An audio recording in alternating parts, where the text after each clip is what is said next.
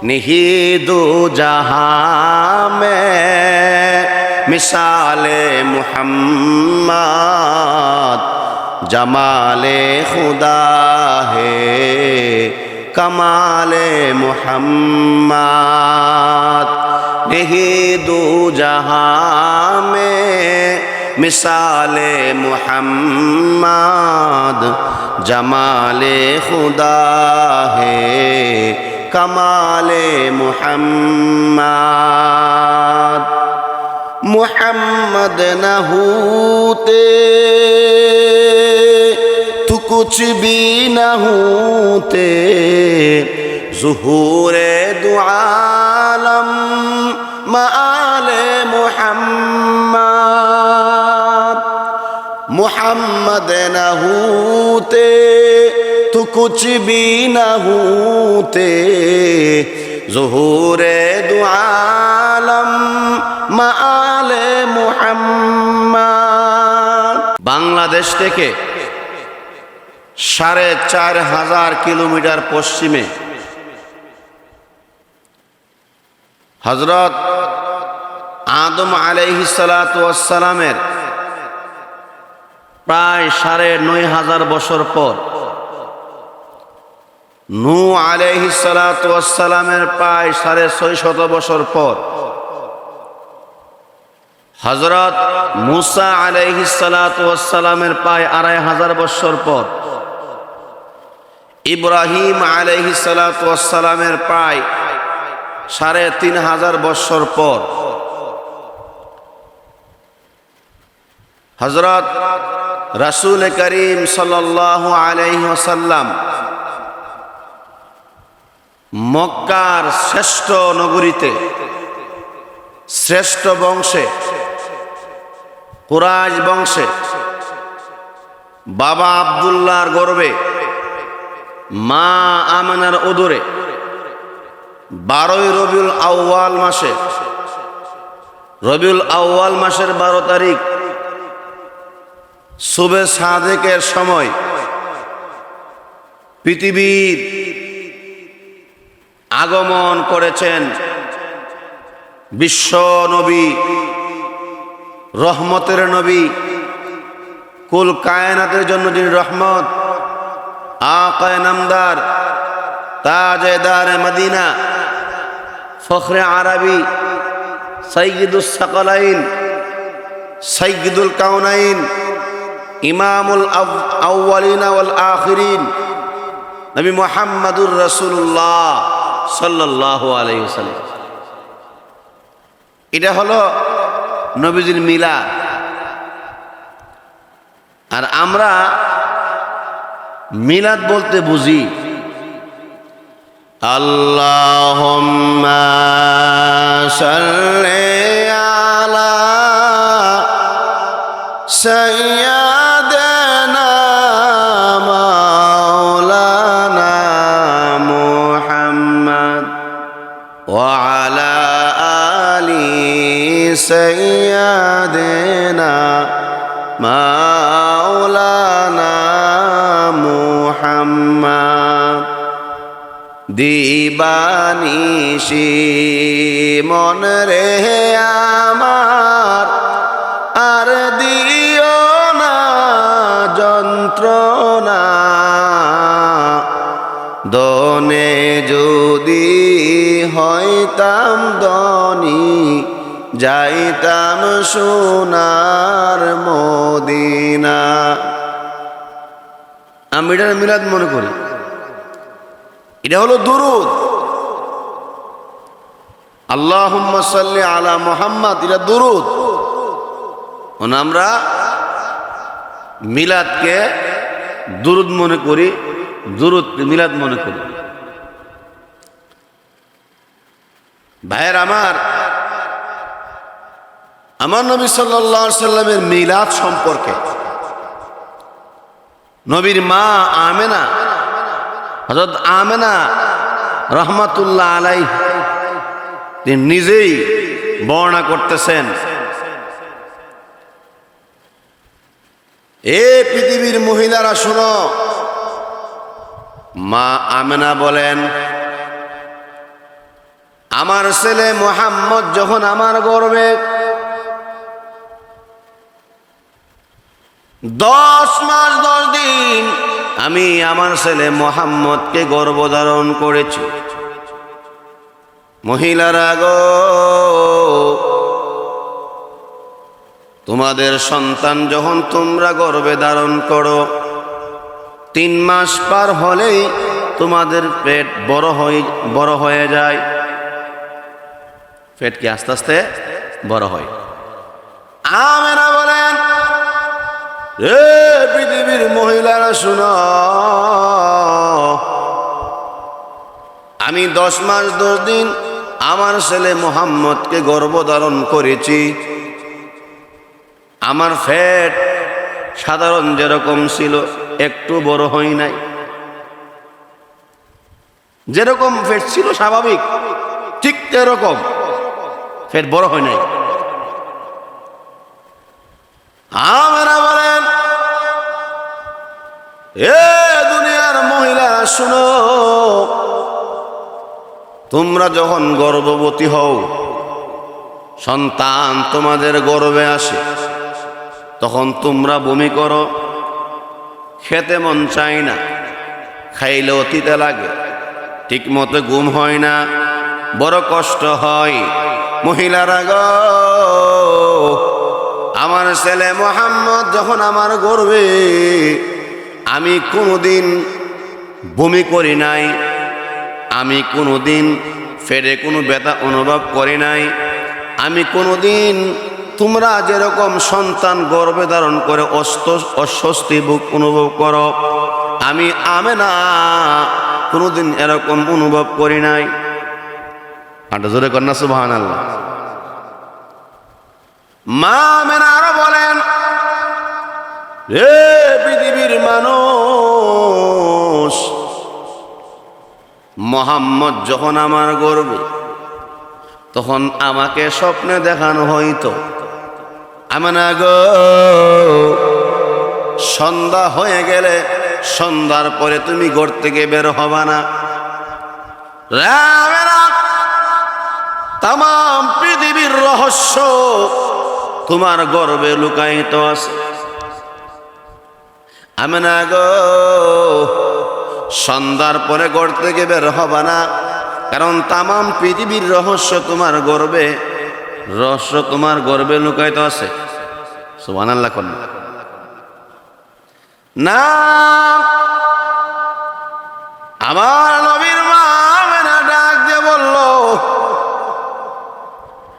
আমার ছেলে মুহাম্মদ যখন আমার গর্ভে, তখন আমাকে স্বপ্নে দেখানো হয়েছে যে তোমার ছেলে গর্ভে যে সন্তান রয়েছে সাধারণ কোনো ছেলে না, সাধারণ কোনো পুরুষ হবে না। এ আমেনা, ও আমেনা শুনো, তিনি হবে দুজাহানের বাদশাহ, আল্লাহর পরে যার শান এবং মান জনাবে মুহাম্মদুর রাসূলুল্লাহ সাল্লাল্লাহু আলাইহি ওয়াসাল্লাম।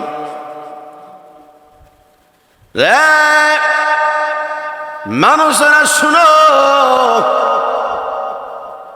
আমার ছেলে মুহাম্মদ ভূমিষ্ঠ হওয়ার আগে আমি তখন ঘুমায় গেলাম, তখন আমি স্বপ্ন দেখি আমার ঘরে, ইসলামের যুগের পূর্বের নারীরা আমার ঘরে সাদা সাদা সাদা শাড়ি পরিধান করে আমার ঘরকে আলোকিত করেছে।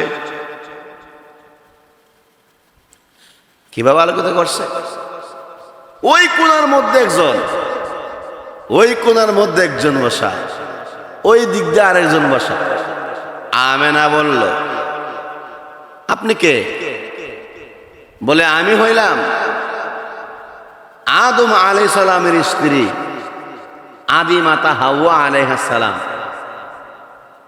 আপনি কে? তিনি দাঁড়ায়া বললেন, আমি হলাম ঈসা আলাইহিস সালামের মা মারিয়ম। ওই আপনি কে? তিনি দাঁড়ায় বললেন, আমি হলাম ইমরাতে ফিরাউন, ফেরাউনের বিবি আসিয়া। আপনারা এখানে কেন আসছেন? বলে আমরা আসছি, আপনি 10 মিনিট পরেই আপনার ডেলিভারি হবে। আল্লাহ পাক আমাদেরকে মেডিকেল টিম বানায়া আপনার কাছে পাঠাইছে। ত্রিভুবনের প্রিয় মুহাম্মদ এলো রে দুনিয়ায়, আয় রে সাগর আকাশ বাতাস দেখবে যুদিয়ায়, আয় রে সাগর আকাশ বাতাস দেখবে যুদিয়ায়। ত্রিভুবনের প্রিয় মুহাম্মদ এলো রে দুনিয়ায়, আই রে সাগর আকাশ বাতাস দেখবে যুদিয়ায়, আই রে সাগর আকাশ বাতাস দেখবে যুদিয়ায়।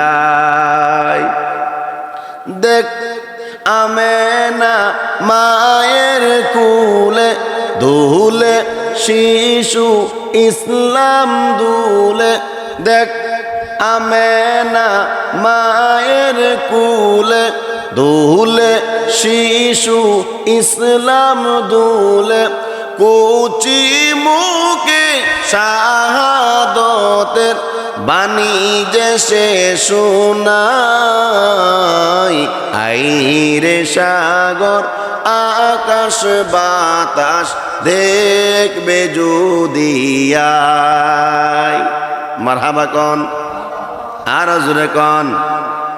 হ্যাঁ মুসলিম বাবারা, 10 মিনিট পরে মা আমেনার উদর থেকে তোমার নবী আমার নবী সমস্ত নবীদের সরদার আকে নামদার তাজেদারে মদিনা নবী মুহাম্মদুর রাসূলুল্লাহ সাল্লাল্লাহু আলাইহি সাল্লাম দুনিয়ার জমিনে পদার্পণ করলেন। ঘুম থেকে উঠে দেখে সোয়াইবার কোলে আমার নবী মুহাম্মদ সাল্লাল্লাহু আলাইহি সাল্লাম শিশু নবী। মা আমেনা বলল, সোয়াইবা গো, তোমার কোলে শিশু বাচ্চাটাকে? মা আমেনা সোয়াইবা বলল, আমেনা গো, এই শিশু মোহাম্মদকে তো আপনি 10 মিনিট আগে ডেলিভারি, 10 মিনিট আগে প্রসব করেছেন আপনি। সুবহানাল্লাহ। মা আমেনা বলল, রে সোয়াইবা, আমার ছেলে মোহাম্মদকে আমার কোলে দে, আমার ছেলে মোহাম্মদকে আমার কোলে দে। আমেনা ডাক দিয়ে বলল, মহিলারা গো, ও বিশ্বের মানুষ শোনো, আমার ছেলে মোহাম্মদকে আমি কোলে লইলাম। আমি দেখি 12 তারিখ রবিউল আউয়ালের 12 তারিখের আকাশের চন্দ্রটা ডুবে ডুবে যাবে। এইভাবে অবস্থায় আমি একবার আকাশের চন্দ্রর দিকে তাকাই, আর একবার আমার ছেলে শিশু ছেলে মোহাম্মদের চেহারা মুবারকের দিকে তাকাই। ও বিশ্ববাসী শোনো, আমার কাছে মনে হয়েছে আকাশের চন্দ্রের চেয়ে আমার ছেলে মোহাম্মদের চেহারা আনোয়ার বড় সুন্দর ছিল।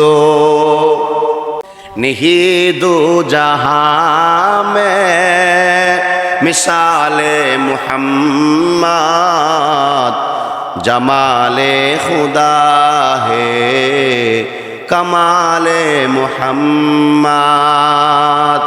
নিহিদু জাহাঁ মে মিসালে মুহাম্মদ, জমালে খুদা হে কমালে মুহাম্মদ।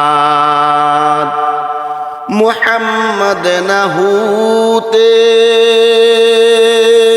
तो कुछ भी न होते, ज़ुहूरे दो आलम माले मुहम्मद।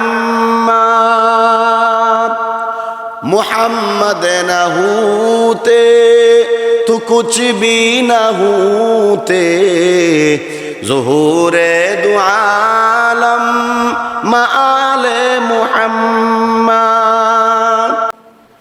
আমার নবীর চেহারা আনোয়ার মুবারকের দিকে তাকাইয়া আমেনা বড় মুস্কি মুস্কি হাসে। সকাল হয়ে গেছে, আমেনার শ্বশুর আমার নবীর দাদা আব্দুল মুত্তালিব, আব্দুল মুত্তালিবকে খবর দিল আপনার নাতি হইছে। সুবহানাল্লাহ বলে।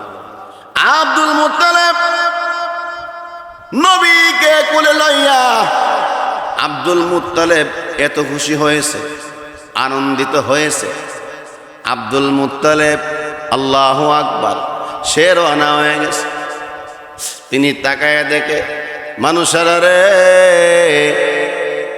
আমি যখন আমার নাতি মোহাম্মদকে লইয়া ঘর থেকে রওনা হয়ে গেলাম, আমি তাকায়া দেখি সবার মাথার উপরে এরকম ভাবে ছায়া দেওয়ার জন্য জিনিস ছাতা আছে, কিন্তু আমার নাতি মোহাম্মদকে ছায়া দেওয়ার জন্য আল্লাহ পাক কুদরতি ভাবে একটা মেঘ বানা তার চেহারা মাথা বরাবর দাঁড়িয়ে আছে।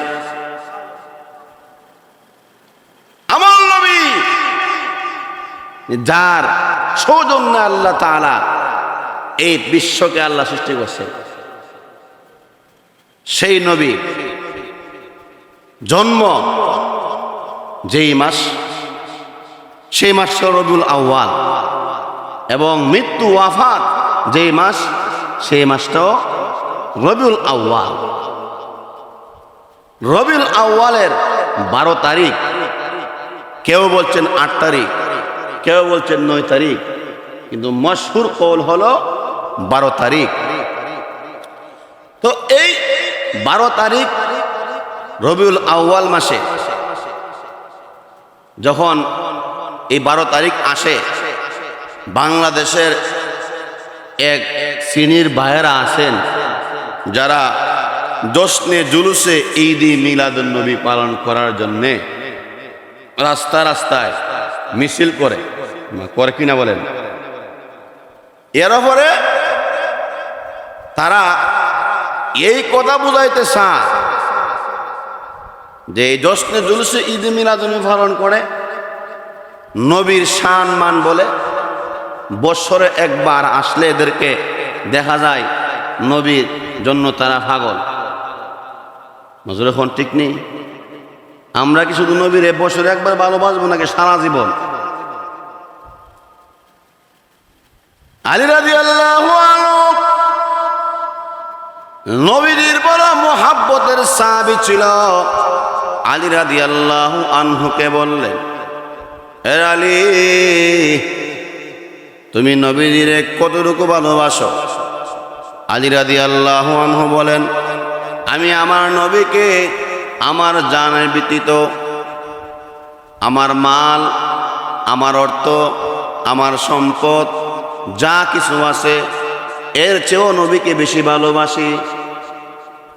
তখন আল্লাহ রাসূল বলেন, উমর, তুমি এখন মুসলমান হও নাই, ইমানদার হও নাই। যতক্ষণ না পর্যন্ত তুমি আমি বিশ্ব নবীকে তোমার জানের চেয়ে, মালের চেয়ে, অর্থ সম্পদের চেয়ে বেশি না ভালোবাসবা, ততক্ষণ পর্যন্ত তুমি কামেল মুমিন হতে পারবা না।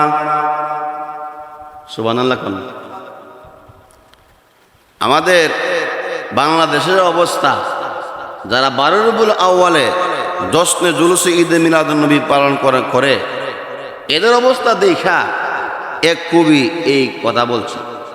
এক কবি বলবো, মাজুর ঘনা, রবিউল আউয়াল মাস আসলে নবী গো, আমরা আপনার গুণগান গাই।